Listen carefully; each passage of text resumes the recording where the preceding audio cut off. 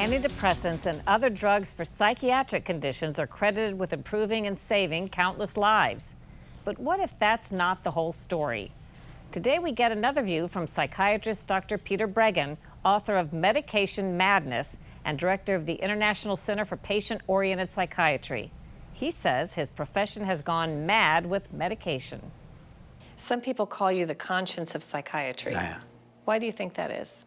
I got that name in the early 70s when psychiatric brain surgery was coming back. It's called lobotomy, and it's mutilation of the highest centers of the brain, one of my profession's real atrocities. And when I heard it was coming back, I said, not this time. Finally, one psychiatrist is going to say no.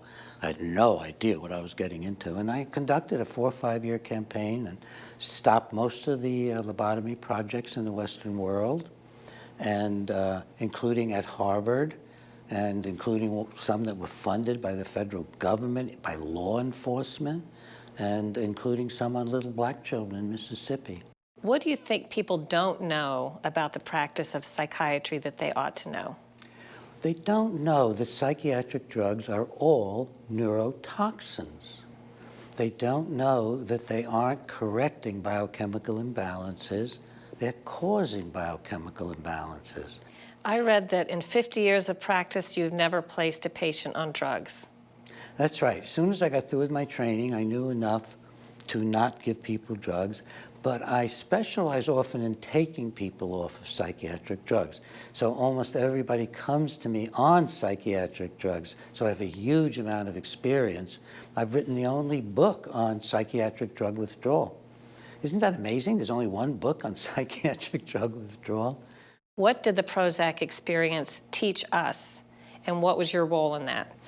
Well, I was appointed by a federal court to be the expert for all the combined suits against Eli Lilly concerning Prozac. So I was the first person to go inside the corporation and look at all their records. So Prozac was essentially approved in combination with addictive sedatives. It was also obvious early on that the drug had amphetamine effects.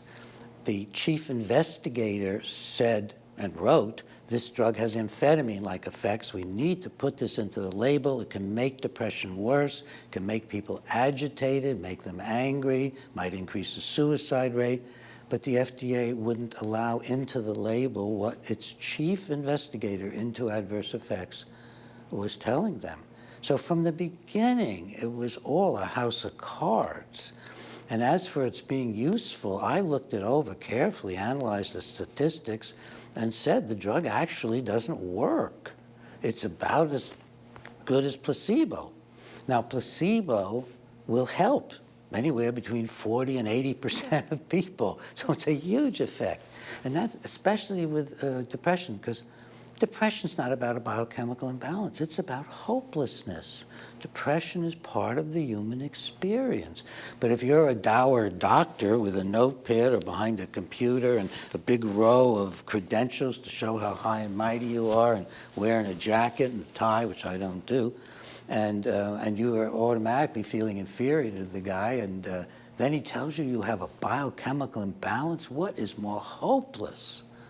What is more hopeless? So it increases the depression, and you end up obediently taking the drugs, and then you get worse. Is it hard to be sort of an outsider within your profession? You're criticizing your colleagues, people that you see and work with and know about you. How is that? Well, imagine the worst movie you've seen about whistleblowers. All of that has happened to me. I don't think I want to talk about it on the air other than say you imagine it, it's happened.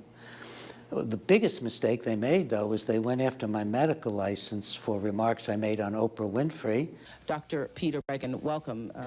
And Oprah loved me, and I loved Oprah, and Oprah backed me, and we ended up winning this license attack, and I got so much publicity from it that I got my first best-selling book out of it. What is the most promising medical treatment you see today for people with mental disorders or mental illness? There is no promising medical treatment, and probably there never can be a promising medical treatment. Because to take a subject that has to do with free will, love, the principles we live by, the experiences we've gone through, and to say it's medical and to do something to the brain is counterproductive. What you need to encourage people to do is to believe they have all the brain they need. In fact, if they just stop drinking so much, or if they just stop their drugs carefully, you gotta stop drugs carefully with good supervision. And if you do that, your brain's gonna come alive and you'll be able to deal with your issues. The FDA has a different view than Dr. Breggin. It says all approved drugs are safe and effective.